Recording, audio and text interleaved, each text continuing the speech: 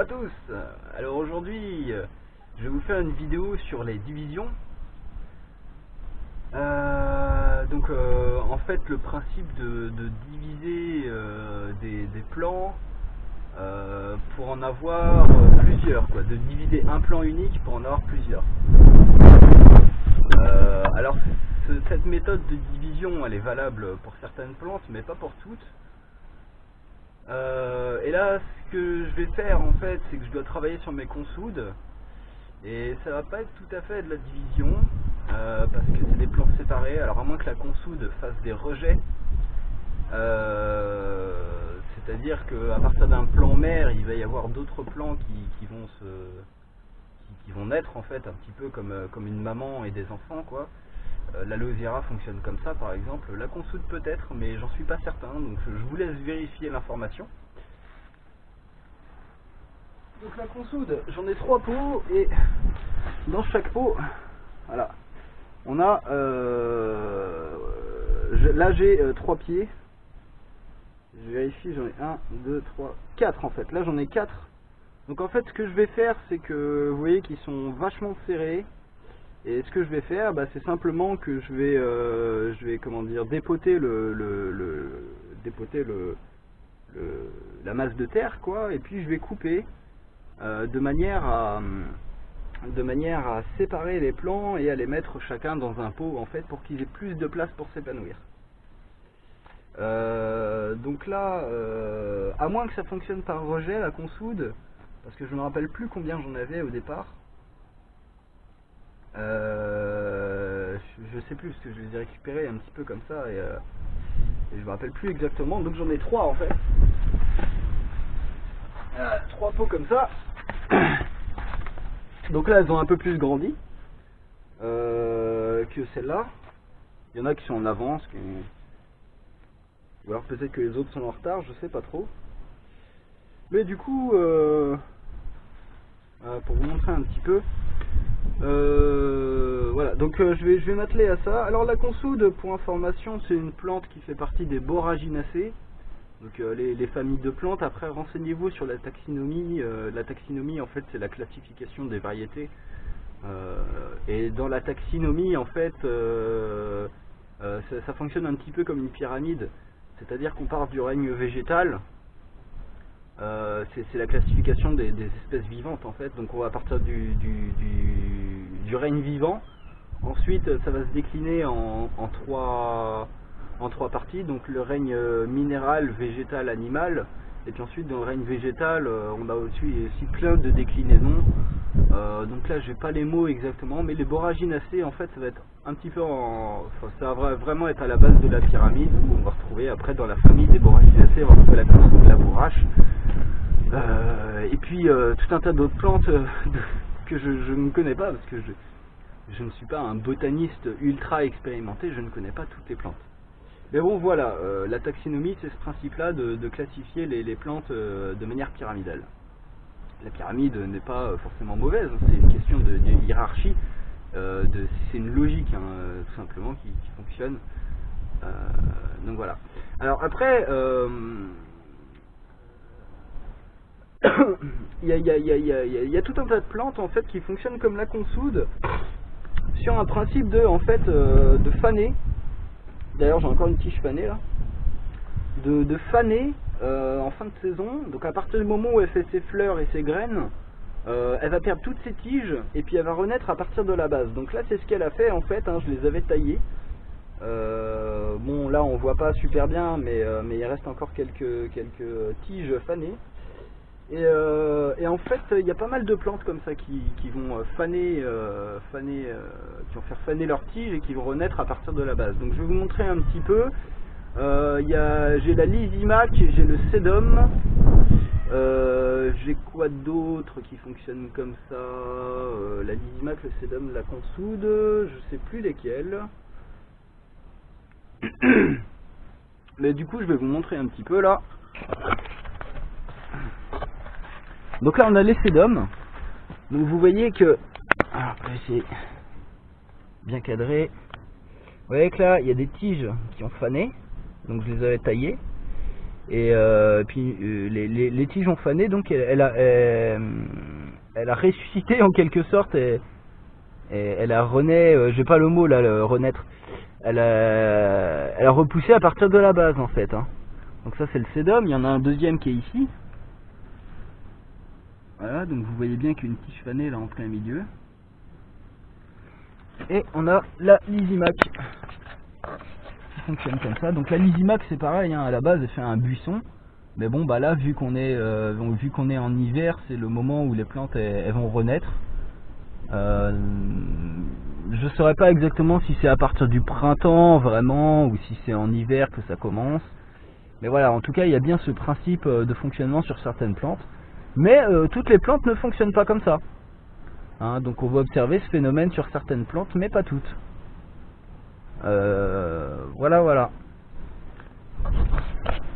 Donc la Lysimac, hein, pareil. Là si on regarde bien, alors je suis désolé, il y a un petit peu de vent. Si on regarde bien, on voit qu'il y a des tiges fanées là. Et puis ben, une fois qu'on a taillé les tiges, elles ne servent plus de tire-sève en fait. Et la base va pouvoir comment dire, va pouvoir transmettre sa sève en fait aux nouvelles pousses. Voilà. Et donc c'est ainsi que elle refait des nouvelles pousses. La menthe aussi fonctionne comme ça. La menthe fonctionne comme ça. Alors là, on voit pas super bien. Je cherche sur les autres. Ah tiens, là il y en a une, on va bien voir. Donc la menthe poivrée. Alors sachant qu'après vous avez des variétés de menthe multiples. Hein. Il y a à peu près une trentaine de variétés de menthe si c'est pas plus. Donc là vous voyez, hein, j'ai taillé ici pareil j'ai taillé les tiges qui étaient en train de faner. Et puis ça a permis ensuite que la plante se redéveloppe, hein, qu'elle reparte de la base. Donc là vous voyez que comme elles ont toutes été taillées, elles repartent de la base. Mais après, au fur et à mesure du temps, par exemple en été, on va voir que bah, les tiges elles montent facile jusque là quoi. Hein. Ça monte assez haut. Donc voilà.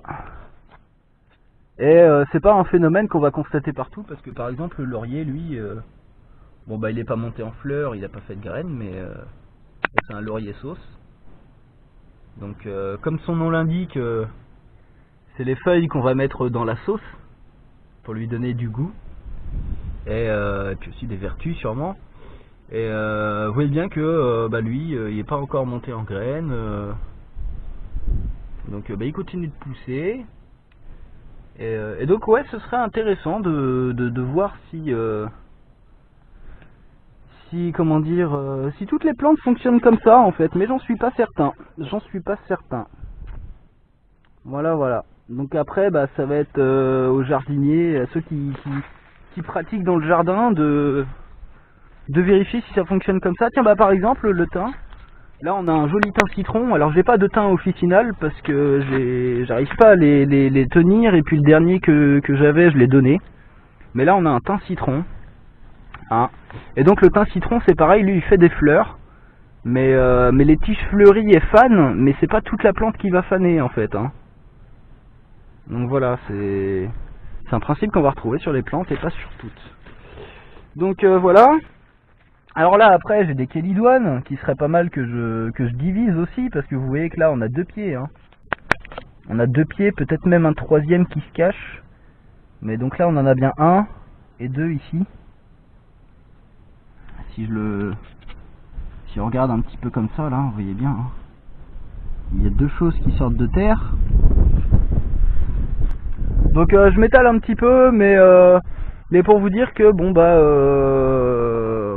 alors en plus comme la chélidoine c'est une plante qui va faire des graines, un petit peu comme la moutarde blanche, hein, ça fait, ou le pois, ça fait des cosses avec des graines dedans. Et donc après ces graines elles tombent et puis ça vous fait des nouveaux pieds. Donc ça peut être utile à un moment donné de diviser et puis chacun les rempoter à un endroit voilà un petit peu seul. Donc bah voilà, alors maintenant je vais vous montrer techniquement techniquement comment ça se passe quoi. C'est tout simple en fait, hein, il suffit de dépoter et puis de couper. Et alors par exemple, ah oui, alors je voulais juste vous expliquer que bah, la division par exemple, ça va marcher pour ce qui est les prêles. Là les prêles qu'on a là, alors je fais le tour parce que vous voyez bien. Donc ça c'est les fraisiers que j'ai replantés, hein, avec là, alors là les avocatiers que j'ai trouvé dans le compost, j'en ai trouvé 3 donc je les ai replantés. Et donc du coup bon bah je suis obligé de faire le tour. Alors là tiens pour les curieux, là on a une sauge de Jérusalem. Là on a la sauge officinale, qui ne sont pas les mêmes variétés. Et puis il y a aussi la sauge blanche, mais la sauge blanche j'en ai pas encore. Et puis là, tiens, petit curieux là. Vous voyez, elle est en train de pousser là, de refaire une... Elle a un bulbe de feuilles, alors je sais pas... je pense que ça va être des feuilles parce que c'est vraiment tôt là pour faire des fleurs, mais... bon voilà, là je vois qu'elle va pousser de ce côté là. Alors bon bah j'avais essayé de la faire partir en spirale, mais je crois qu'il faudrait que je lui coupe sa tige ici pour qu'elle parte vraiment en spirale. En fait je vais la laisser faire comme ça, pas trop la martyriser. Donc ce que je voulais vous montrer, ici on a les lavandes. Ce que je voulais vous montrer c'est les prêles. Donc là les prêles typiquement ça va être une plante où on va pouvoir pratiquer la division. Alors on voit pas parce qu'il y a de l'eau, hein, et puis en plus la prêle ça pousse dans des environnements aquatiques, vraiment avec beaucoup d'eau. Et donc là ça va être typiquement une plante où on va pouvoir pratiquer de la division parce que finalement à chaque fois qu'il y a une tige, hein, donc là il y a beaucoup de tiges, hein, il y a eu une trentaine peut-être, je les ai pas comptées. Mais à chaque fois qu'on a une tige en fait finalement on va avoir un bout de racine et chaque tige en fait on pourrait la replanter, hein, quasiment. Donc là si je voulais je pourrais la diviser en 4 morceaux et puis faire 4 plants de prêle. Bon après j'ai pas forcément la place, donc je pense que je les mettrai plutôt à l'extérieur du jardin en sauvage. Je connais des endroits où il y a des zones avec beaucoup d'eau où ça serait favorable de les planter. Mais donc la prêle typiquement ça va être une plante où on va pouvoir faire des divisions.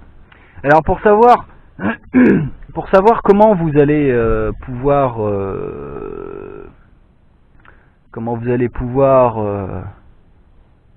multiplier vos plantes.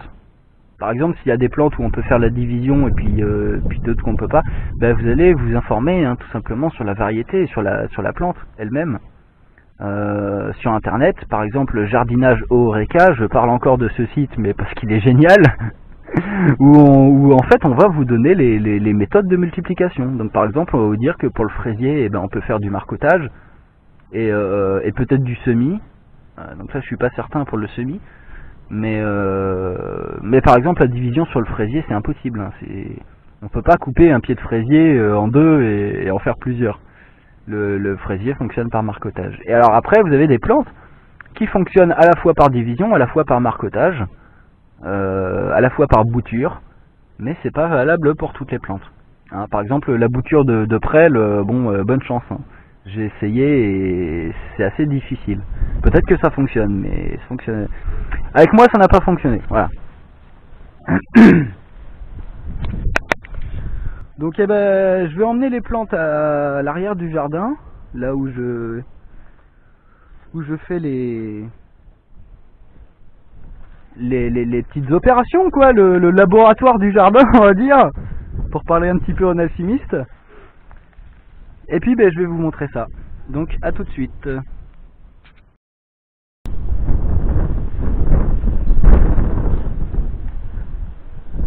Alors nous revoici donc à l'arrière du jardin. Comme je disais, là j'ai trois pieds de consoude par pot. Donc je vais pas en fait... Ah tiens, il y en a même un quatrième ici, tiens. Un tout petit. Alors peut-être qu'elle fonctionne par rejet du coup. Parce que je me souviens qu'il y en avait 3 hein, à la base par pot. Elle doit faire des rejets au bout d'un moment. Ou alors c'est peut-être des graines qui sont tombées et qui ont germé. Donc comme j'ai 3 pieds de consoude par pot, ce que je vais faire avant de les dépoter, ça va être de remplir des pots Bah oui, parce qu'une fois qu'elle est à l'air, elle va être en situation de stress, la plante. C'est un petit peu comme si vous étiez tout nu dans le froid. Bon bah vous allez produire de l'énergie pour vous réchauffer. Les plantes ça va être pareil, hein. À partir du moment où elles sont déracinées, les plantes elles vont prendre l'air et c'est pas très bon en fait, ça va les mettre dans une situation de stress. Donc on va d'abord préparer ce qu'il faut pour que la plante soit le moins longtemps en situation de stress et donc la replanter assez vite finalement. Alors d'abord, la consoude normalement elle se plante en pleine terre. C'est pas une plante sur laquelle, j'ai tourné un petit peu la caméra, on va centrer un peu mieux. C'est pas une plante, c'est pas une plante qui est bien en pot en fait, hein, parce que là, bon mes consoudes, elles ont fleuri, mais elles seraient beaucoup mieux en pleine terre en fait. Pourquoi? Parce que la consoude c'est une plante qui a besoin de profondeur au niveau des racines. Alors elle a besoin de s'enraciner mais vraiment profond. Donc là des pots comme ça en fait c'est pas super profond. Normalement on la met en pleine terre. Donc là j'ai essayé de prendre des pots qui sont un peu plus grands. Sachant que les pots des fraisiers bah, j'en ai plus, mais ça aurait été ce qu'il y a de mieux. Bah bon c'est pas grave. Donc j'ai essayé, je vais prendre des pots. Tiens il y a un verre de terre dedans. Je vais prendre des pots un peu plus grands.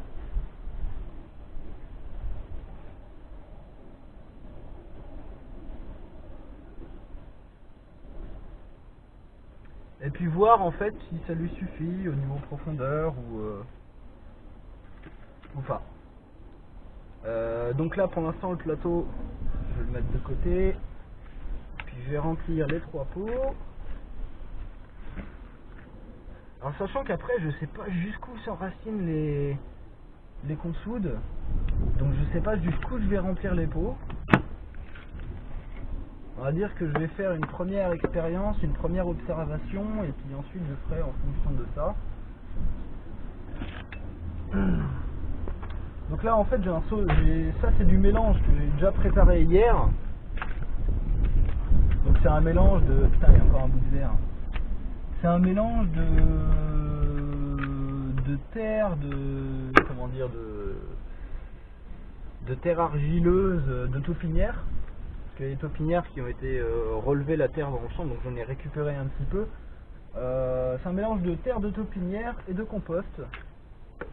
Donc en fait, pourquoi faire ce mélange? Ben, je pense que... Oh dis donc la larve elle est en train de s'ouvrir là. On va la mettre dedans. Ah bien. Je vous avais expliqué auparavant que bah, si on met une terre trop riche, en fait, ça peut cramer les plantes. Donc par précaution,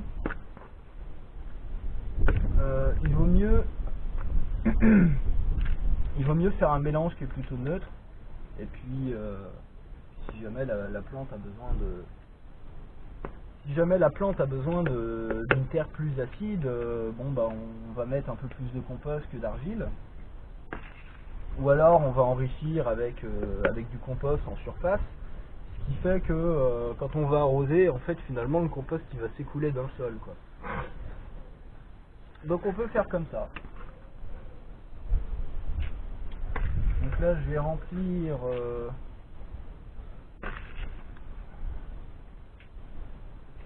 jusqu'à à peu près la hauteur. Alors là le problème c'est que comme c'est pas tamisé, j'ai des gros morceaux partout, des morceaux de bois. Quand c'est des gros morceaux, je vais pas les garder en fait dans le sol, dans le pot, parce que dans le pot voilà il n'y a pas de contact avec le sol, donc ça ne va pas se décomposer, enfin beaucoup moins vite en tout cas que si c'était dans le compost par exemple ou sur un tas de compost. Donc là je vais le remplir comme ça et puis je vais voir ensuite si je dois creuser ou si je dois faire un trou. Alors après on n'est pas obligé d'y aller à la pelle, hein. Là si je veux je peux carrément vider le seau dedans, ça ira beaucoup plus vite.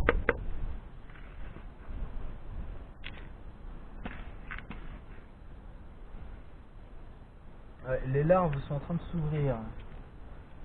Je vais essayer de vous montrer. Là vous voyez là, Le cul de la larve est gris. Et je pense que la cétoine en fait va commencer à sortir là. Je sais pas si on voit bien. Je vais tourner un petit peu. Voilà. Comme j'ai pas le cadrage là en plus, vous m'excuserez si on ne voit pas. Encore une larve là. Hop.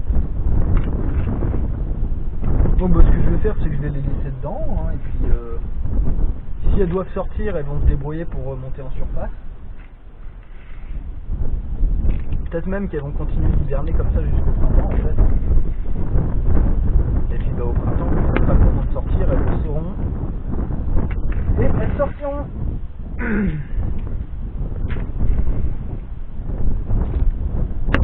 Et ça se trouve pendant ce temps-là, la larve va continuer de manger ce qu'il y a dans le sol et puis elle va continuer de se transformer.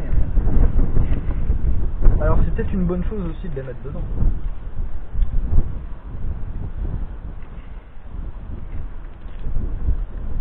Hop.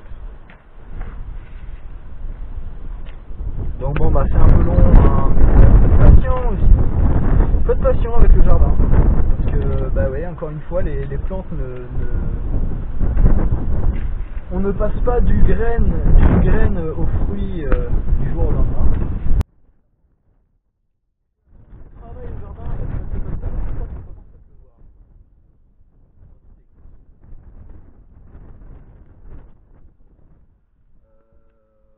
Donc je vais remplir comme ça, et puis si jamais il y a besoin, je rajouterai de la terre autour.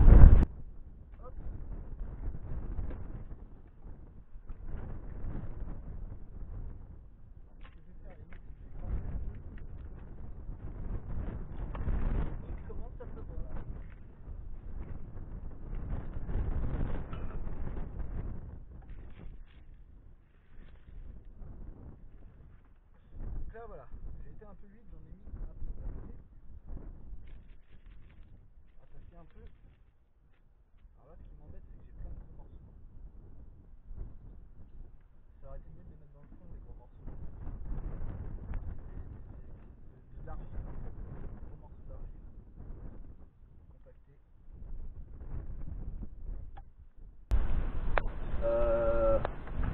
Je sais pas comment ça se passe là, mais je crois qu'il va pleuvoir assez dur, donc je vais peut-être devoir m'arrêter là en fait.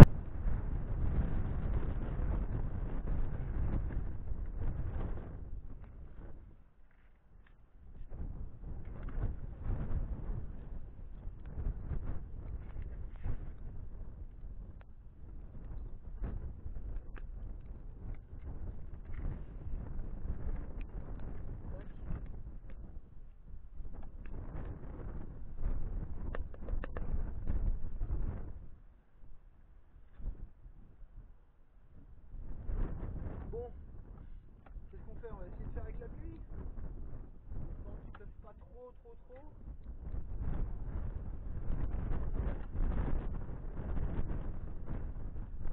Donc là, je vais mettre 3 pots. Hop, on va mettre ça un peu de côté. Ah, l'essentiel, commencer à tout emporter. Donc là, j'ai mes 3 pots là. Alors, ce que je vais faire, ici, pour pas trop les perdre, je vais utiliser un plateau là comme ça, un plateau assez large. Donc là, je vais la dépoter. Alors là, ce que je fais, en fait, c'est que j'essaie de la désolidariser du pot, qu'elle sorte toute seule. Donc là, normalement, si j'appuie un petit peu au fond, hop, voilà. On va la poser comme ça. On va essayer de pas être trop violent. Et donc, alors je vais mettre celui-là de côté. Je vais mettre celui-là d'abord.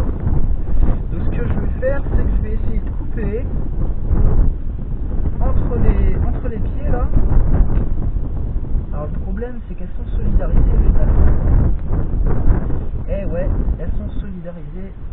Donc en fait, alors là, ce qui se passe, c'est que vous avez les deux pieds de consoude là qui partent comme ça et elles sont reliées en fait. Elles sont reliées par la racine. Est-ce que je vais pouvoir les couper? On va les couper.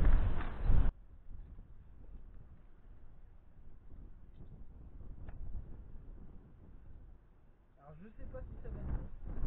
On va voir. On va faire avec ça. Dans le pire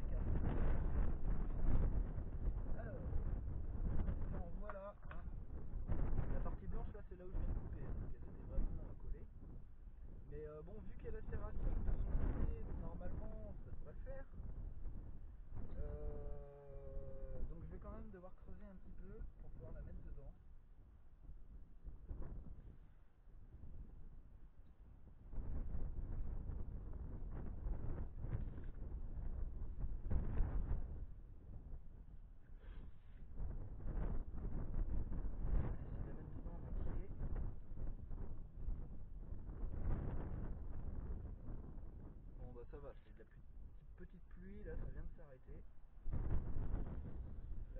Hop. On va essayer de la mettre comme ça. On va l'enfoncer un peu.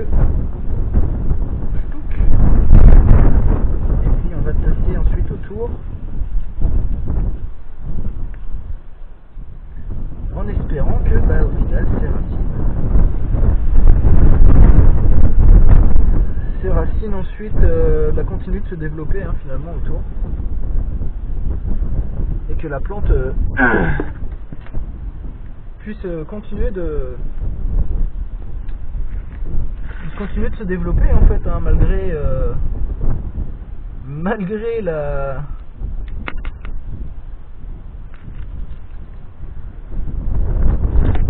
coupure que je viens de lui faire.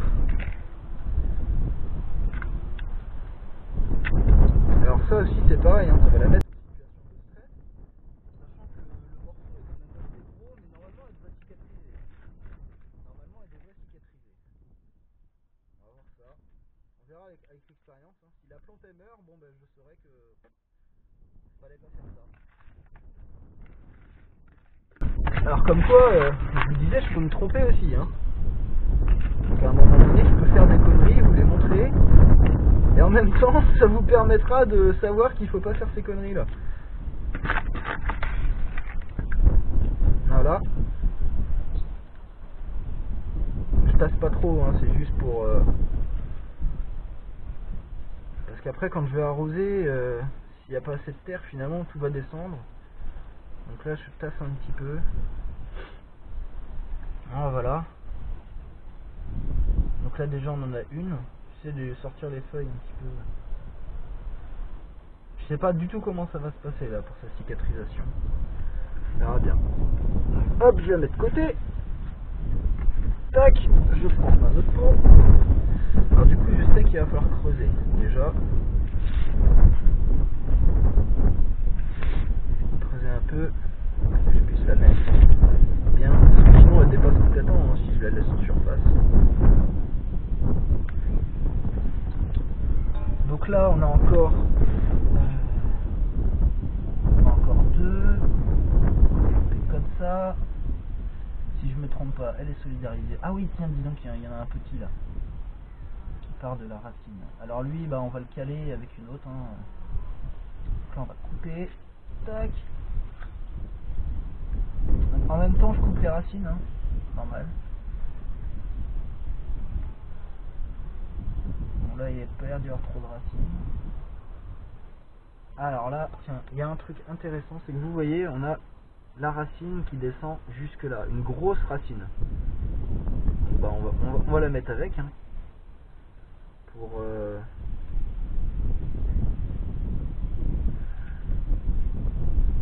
alors on va essayer de la mettre comme ça. Alors par contre j'ai peut-être un peu trop creusé. Là on va la mettre comme ça. Normalement la racine après elle va continuer de pousser, elle va faire le tour. Tac. On va reboucher là où il y a des trous. Alors j'ai essayé de l'enfoncer un peu quand même. Hop.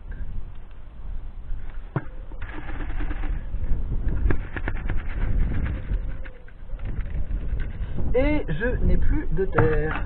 Donc je vais devoir refaire des mélanges. Je vais devoir refaire du mélange avant de continuer. Donc là déjà je vous en ai montré deux, je pense que c'est pas mal pour l'exemple. Je vais pas tout vous montrer parce que au final ça revient toujours à la même chose. Alors peut-être que je peux me servir de ce sol là. Hop. On va rajouter aussi. Sachant que c'est mélangé avec du paillage. Donc si c'est en surface c'est pas trop gênant. Parce que si je les mets au fond là, le paillage, ça va pourrir en fait. Donc c'est pas super bon. Et le paillage c'est pareil, j'en ai plus donc je vais devoir en refaire. Voilà. Donc là j'ai un deuxième pied de consoude du coup, désolidarisé. Donc après je vais voir comment ça se passe pour l'autre. Sachant que là hop le bas il part en morceaux.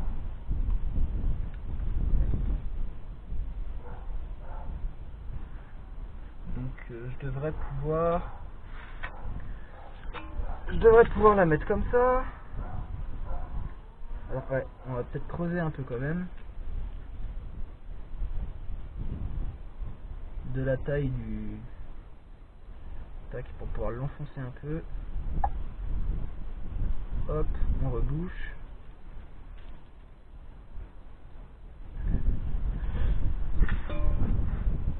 Puis bah après on va prendre hop ce que je viens de retirer du fond et on va le remettre en haut.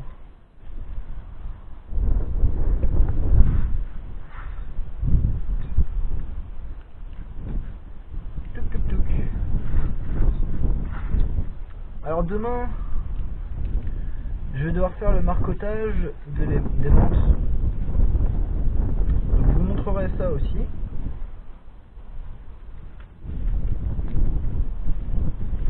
Comment on va se débrouiller en fait pour multiplier la mante.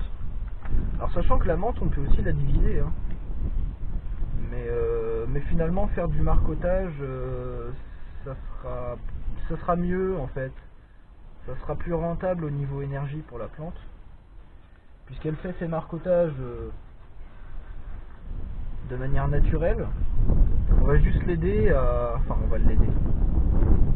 On va profiter de ce marcotage pour faire des nouveaux plants. En fait. Mais je vous expliquerai ça en détail demain. Donc bah voilà. Déjà là, j'ai pu désolidariser ça. Donc je vais m'arrêter là pour la vidéo, je vais continuer sur les deux autres. Voilà, donc au final j'aurai 1, 2, 3, 4, 5, 6 on va dire, 7, 8, 9 pieds de consoude. Et bah, peut-être qu'après j'en aurai plus, parce que si elle fonctionne effectivement par rejet, finalement celle-là elle va me faire des rejets, et les deux autres là que je viens de rempoter vont me faire aussi des rejets. Alors si ça se trouve elle va continuer de se multiplier comme ça, et puis au fur et à mesure du temps je pourrai les diviser encore une fois, si ça fonctionne bien comme ça. Donc je vous laisse pour cette vidéo.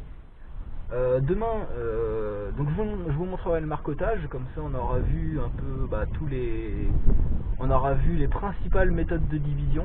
Alors je vous ai pas montré la greffe parce que comme je disais sur la première vidéo, la greffe je n'expérimente pas, je n'ai pas d'arbustre. Puis après la greffe c'est un petit peu plus compliqué parce que justement ça va se faire entre des variétés assez proches hein, en fait. Donc par exemple on va pouvoir greffer des framboisiers ensemble, on va pouvoir greffer des rosiers ensemble, mais on va pas pouvoir greffer un rosier sur un pied de framboisier quoi. Ça va pas être possible parce que c'est pas la même plante, c'est pas la même génétique.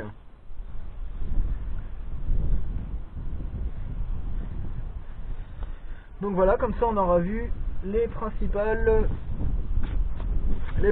méthodes de division.